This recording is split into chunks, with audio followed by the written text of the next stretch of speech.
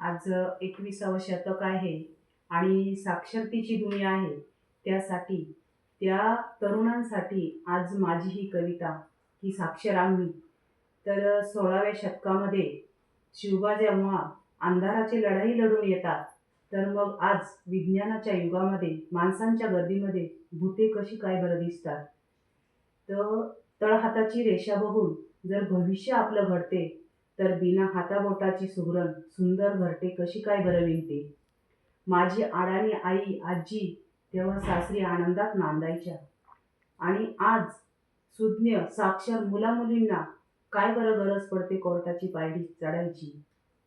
मंगळावर जाणारा माणूस आजही आपल्या पत्रिकेमध्ये बघतो मंगळ अमंगळ.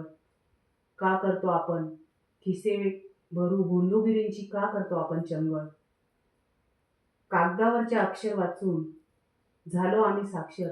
कागदावरचे अक्षर वाचून झालो आम्ही साक्षर. केव्हा होणार आमच्यामध्ये परिवर्तन, आजही आम्ही आहोत निरक्षर.